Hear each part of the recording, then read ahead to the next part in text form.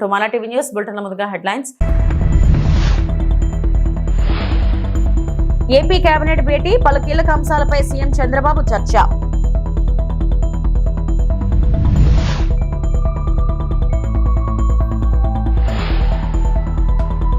Bhogapuram airport పేరుతో credit చోరీ, మా హయాంలోనే వేగంగా పనులు జరిగాయి, మాజీ సీఎం వైఎస్ జగన్.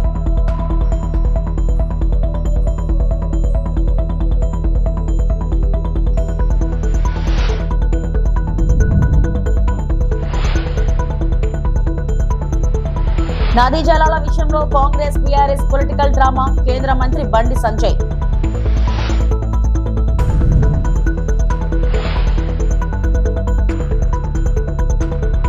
ఆంధ్రప్రదేశ్ రాష్ట్ర ముఖ్యమంత్రి నారా చంద్రబాబు నాయుడు అధ్యక్షతన ఇవాళ ఏపీ సచివాలయంలో మంత్రి మండలి సమావేశం జరుగుతుంది. ఈ సమావేశంలో పలు కీలక అంశాలపై సీఎం చర్చిస్తున్నారు. దాదాపు 38కి పైగా అజెండా అంశాలపై మంత్రివర్గ సమావేశంలో సీఎం మాట్లాడుతున్నారు. ఏపీ లాజిస్టిక్ ఇన్ఫ్రాస్ట్రక్చర్ కార్పొరేషన్ ఏర్పాటు ఆమోదం తెలపనుంది. ఎంఎస్ఎంఈ పరిధిలో ఏపీ క్లస్టర్ డెవలప్మెంట్ కార్యక్రమానికి గ్రీన్ సిగ్నల్ ఇవ్వనుంది. దాదాపు 200 కోట్లతో 45 ఎంఎస్ఎంఈ కామన్ ఫెసిలిటీ కేంద్రాల ద్వారా వచ్చే 5 ఏళ్లలో 500 మందికి ఉపాధి కల్పనే లక్ష్యంగా క్లస్టర్ డెవలప్మెంట్ ప్రోగ్రాం అమలు చేయనుంది. రాష్ట్రంలో వివిధ పరిశ్రమల ఏర్పాటుకు పెట్టుబడుల ప్రోత్సాహక బోర్డులో తీసుకున్న నిర్ణయాలకు మంత్రివర్గం ఆమోదం తెలుపనుంది.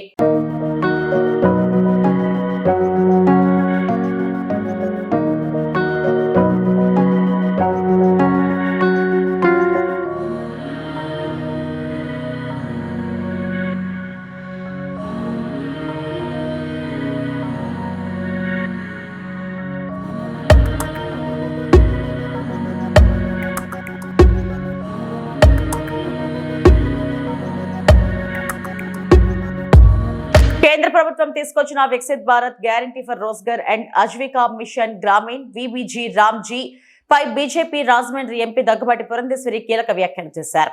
విబిజి రామ్జీ పథకంపై ప్రతిపక్షాలు ఉద్దేశపూర్వకంగా ప్రజలకు తప్పుదోవ పట్టిస్తున్నారని విమర్శించారు. చట్టాలు రాతిపై చెక్కిన శిల్పాలు కావని అందరూ గుర్తించారని పేర్కొన్నారు. రాజ్యాంగంలో కూడా అనేక సవరణలు చేసుకున్నామని ప్రస్తావించారు. ఇవాళ రాజమండ్రిలో పురంధేశ్వరి పర్యటించారు. పలు కార్యక్రమాల్లో పాల్గొన్నారు. అనంతరం మీడియాతో మాట్లాడారు. నరేంద్ర మోడీ గారు వికసిత్ భారత్ 2024 2047వ సంవత్సరానికల్లా అభివృద్ధి చెందినటువంటి భారతదేశాన్ని సాధించాలి అని చెప్పి ఒక లక్ష్యాన్ని నిర్దేశించుకోవడం జరిగింది. వికసిత్ భారత్ అంటే ఏదో కేవలం డబ్బు రూపేణా లేకపోతే జాతీయ స్థూలోత్పత్తిలో మనం ముందుకు వెళ్ళటం లేకపోతే ప్రగతి సాధించడం మాత్రమే కాదు. నిజమైనటువంటి కార్యక్రమాలు ఏవైతే లబ్ధిదారుల కోసం కేంద్ర ప్రభుత్వం పథకాలు ప్రవేశపెడుతుందో ఆ లబ్ధి నిజమైనటువంటి అర్హులకి అందినప్పుడే వికసిత్ భారత్ మనం కైవసం చేసుకోగలుగుతామని నరేంద్ర మోడీ గారు అనేక సందర్భాల్లో చెప్పారు. వికసిత్ భారత్ అంటే మనకి వికసిత్ ఆంధ్రప్రదేశ్ కావాలి, వికసిత్ జిల్లాలు కావాలి, వికసిత్ మండలాలు కావాలి, వికసిత్ గ్రామాలు కూడా మనకు కావాలి. కనుక వికసిత్ భారత్ 2047 సాధించాలి అనంటే వికసిత్ అంటే అభివృద్ధి చెందినటువంటి గ్రామాలు కూడా చాలా చాలా అవసరం. వాటి భాగస్వామ్యం ఉంటే మనం ఆ లక్ష్యాన్ని చేరుకుంటాం అనేటువంటి ఆలోచనతోటి ఈ యొక్క మార్పులు Mahatma Gandhi national rural employment యాక్ట్లో ఈ మార్పులు చేస్తూ Viksit Bharat guarantee for Rozgar and Ajeevika mission Gramin అనేటువంటి పేరుతోటి విబిజి రామ్జీ అనేటువంటి పేరుతోటి ఇప్పుడు ఈ యొక్క చట్టాన్ని సవరించి ఇప్పుడు 2025లో ప్రవేశపెట్టడం జరిగింది. ఇప్పుడే కృష్ణానదికి వరద నీరు ఇలా వస్తుంటే భవిష్యత్తులో ఎలా ఉంటుందని మాజీ సీఎం వైఎస్ జగన్ ప్రశ్నించారు. దాన్ని సరిదిద్దే కార్యక్రమమే రాయలసీమ లిఫ్ట్. కొత్త రిజర్వాయర్లకు కాదు, ఉన్న రిజర్వాయర్లకు నీళ్లు పంపే కార్యక్రమమే ఇది. తెలంగాణ ఏపీ ఇద్దరు ఒకటే. తెలంగాణ ప్రాంతానికి నష్టం వచ్చే పనులు జగన్ ఎప్పుడూ చేయడని పేర్కొన్నారు. కానీ ఈ ప్రాంతంలో ప్రజలకు అన్యాయం జరగకూడదు అనేది మా వాదన. అందరం అన్నదమ్ముల్లా కలిసిమెలిసి పెరగాం. ఒక ఇంట్లో గొడవలు పెట్టి రాజకీయాలు చేస్తామంటే కరెక్ట్ కాదు. 40 ఏళ్ల రాజకీయమని చెప్పుకునే చంద్రబాబు ప్రజల గురించి ఎందుకు ఆలోచన చేయడం? మేము అధికారంలోకి వచ్చాక ఒక్కొక్కటి సరిదిద్దుతూ వచ్చామని జగన్ తెలిపారు. రాయలసీమ లిఫ్ట్ ఇరిగేషన్ పనులను ఆపేయాలి అని అంటూ ఏకంగా తెలంగాణ ముఖ్యమంత్రి గారు అసెంబ్లీలో క్లోజ్ డోర్ మీటింగ్లో తాను అడిగానని, తన మీద గౌరవంతో చంద్రబాబు గారు ప్రాజెక్టును ఆపేశారు అని ఏకంగా తెలంగాణ ముఖ్యమంత్రి తెలంగాణ నిండు అసెంబ్లీ సభలో వాళ్ళ రిలేషన్షిప్ గురించి, చంద్రబాబు నాయుడు గారు రాష్ట్రాన్ని ఎలా అమ్మకానికి పెట్టారు అన్న వాస్తవాల గురించి ఏకంగా రేవంత్ రెడ్డి గారు అన్న మాటలు నిజంగా ఇది చూసిన తర్వాత ఒకసారిగా రాష్ట్ర ప్రజలకు అందరికీ కూడా, రైతన్నలందరికీ కూడా, మరీ ముఖ్యంగా రాయలసీమ, నెల్లూరు ఈ ప్రాంతాలకు సంబంధించిన రైతులకు నిజంగా చంద్రబాబు నాయుడు అనే వ్యక్తి ఒక విలన్ క్యారెక్టర్ కింద కనిపిస్తుంది.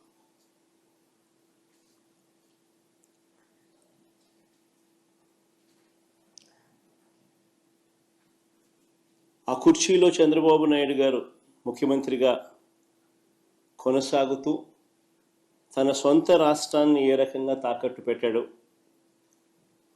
రాష్ట్ర ప్రజలను తన స్వార్థం కోసం ఏ రకంగా తాకట్టు పెడతా ఉన్నాడు అన్నదానికి రేవంత్ రెడ్డి స్టేట్మెంట్లు సాక్ష్యాలు. నిజంగా బహుశా భారతదేశ చరిత్రలో ఇలాంటి చరిత్రహీనుడు బహుశా ఎవరు ఉండకపోయి ఉండొచ్చు. ఎయిర్పోర్ట్ విషయంలో క్రెడిట్ చోరీ చేయడం చంద్రబాబు కోసం పడరాని ప్లాట్లు పడుతున్నారని మాజీ సీఎం వైఎస్ జగన్ అన్నారు. భోగాపురం ఎయిర్పోర్ట్ పేరుతో పెద్ద ఎత్తున భూదోపిడీకి ప్లాన్ చేసిన చంద్రబాబు 15,000 ఎకరాల భూమి కావాలన్నారు. దీనికి వ్యతిరేకంగా 130 కేసులు వేశారు.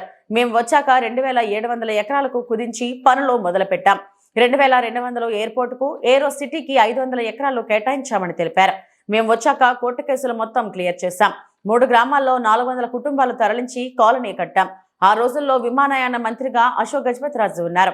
చంద్రబాబు ఒక్క అనుమతి కూడా తెచ్చుకోలేకపోయారు. మేము వచ్చాక కేంద్ర ప్రభుత్వం మీద ఒత్తిడి తెచ్చి వెంటపడ్డాం. నేను స్వయంగా వెళ్లి ప్రధానిని అనేక సార్లు కలిసి వినతిపత్రం ఇచ్చానని జగన్ వెల్లడించారు. భోగాపురం ఎయిర్పోర్ట్ కూడా నిజంగా చూస్తే చంద్రబాబు మరో క్రెడిట్ చోరీ చేయడానికి పడరాని పాటలు పడతా ఉన్నాడు. భోగాపురం ఇంటర్నేషనల్ ఎయిర్పోర్ట్ స్టోరీ కూడా చూస్తే అసలు క్రెడిట్ చోరీ అన్నది చేయడం కోసం ఎన్ని పడరాని పాటలు పడతా ఉన్నాడు చంద్రబాబు నాయుడు అన్నదానికి ఇది ఇంకొక ఎగ్జాంపుల్. వాస్తవంగా చంద్రబాబు నాయుడు గారు ఈ భోగాపురం ఎయిర్పోర్ట్, ఇంటర్నేషనల్ ఎయిర్పోర్ట్ పేరుతో పెద్ద ఎత్తున భూదోపిడీకి ప్లాన్ చేసినాడు ఈ పెద్ద మనిషి ఆయన హయాంలో. మీ అందరికీ కూడా గుర్తుండే ఉంటుంది, 2014 నుంచి 19 మధ్యలో ఆయన ముఖ్యమంత్రిగా ఉన్నప్పుడు మొదట ఈ ఎయిర్పోర్ట్కు 15,000 ఎకరాలు కావాలన్నాడు. అందరూ గుర్తుండే ఉంటుంది. ఎయిర్పోర్ట్ కేంద్రానైనా 15,000 ఎకరాలు ఏంద్రానైనా అని చెప్పి ప్రజలు విస్తుపోయినారు. తర్వాత 5,000 ఎకరాలు అన్నాడు. మన ఎయిర్పోర్ట్ కేంద్రానైనా 5,000 ఎకరాలు ఏంద్రానైనా అని చెప్పి నిజంగా ప్రజలు, ఈ మనిషి చిత్తశుద్ధిని ప్రజలు సీరియస్గా శంకించి ఏకంగా ఈ ప్రాజెక్టుకు వ్యతిరేకంగా 130 కోర్టు కేసులు ఫైల్ అయినాయి.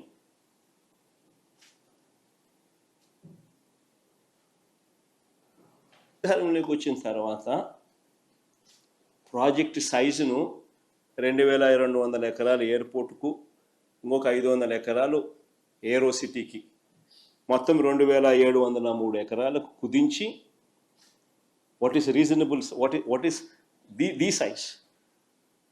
నెట్లోకి వెళ్ళి ఆల్ ది ఇంటర్నేషనల్ ఎయిర్పోర్ట్స్ ఏ సైజుల్లో ఉన్నాయని ఒకసారి బటన్ నొక్కినాను అనుకో, బ్రహ్మాండమైన సైజు కింద కనిపిస్తుంది.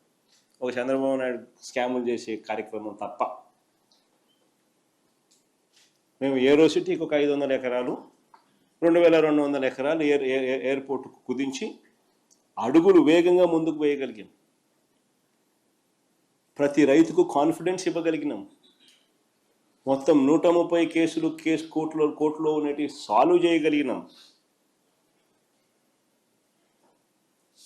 సాల్వ్ చేసి భూసేకరణ పూర్తి చేసి 3 గ్రామాలలో సుమారు 400 కుటుంబాలను తరలించి దాదాపుగా 960 కోట్ల రూపాయలు ఖర్చు చేసి ల్యాండ్ అక్విజిషన్ పూర్తి చేసినాం.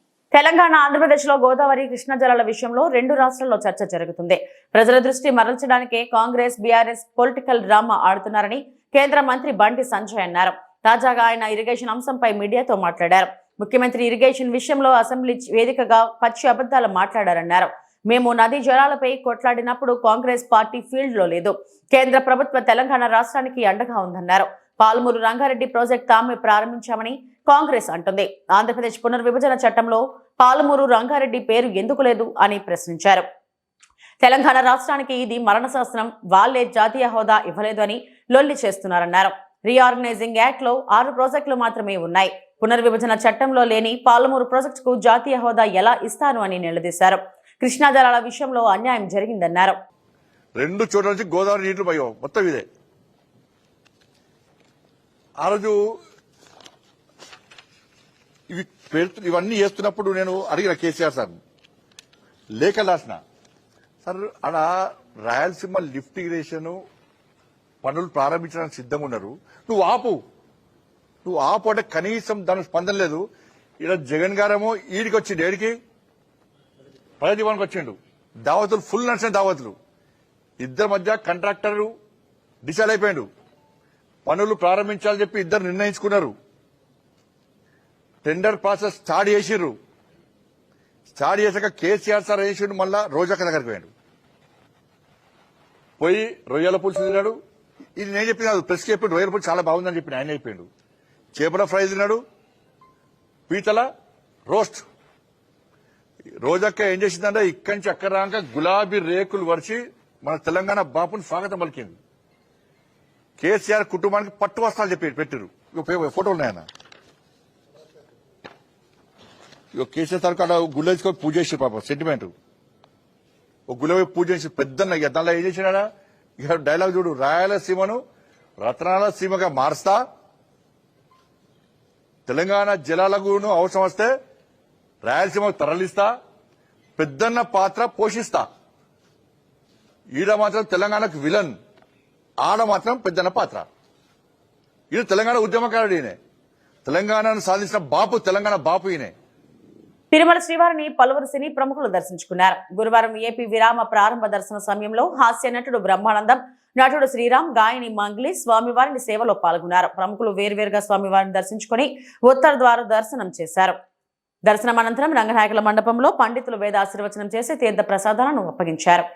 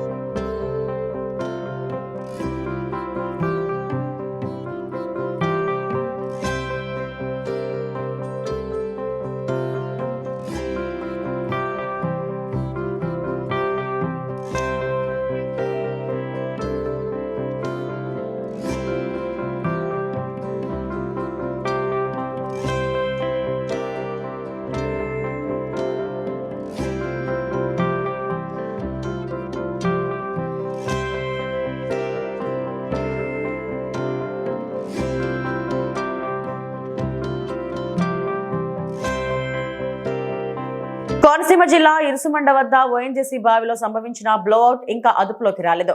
వరుసగా 4వ రోజు అగ్ని కీలాలు ఎగిసి పడుతూనే ఉన్నాయి. ఈ నెల 5న బ్లోఅవుట్ జరిగినప్పుడు భారీ మంటలు రాగా ప్రస్తుతం ఉధృతి తగ్గింది. ప్రమాద స్థలానికి 10 మీటర్ల దగ్గరకు వెళ్లి సిబ్బంది నియంత్రణ చర్యలు చేపడుతున్నారన్నారు. మంటలను అదుపు చేసేందుకు నీటిని విరచిమ్మే ప్రక్రియ నిరంతరం కొనసాగుతుంది. మంటలు పూర్తిగా ఆర్పేందుకు మరికొన్ని రోజులు సమయం పట్టే అవకాశం ఉంది.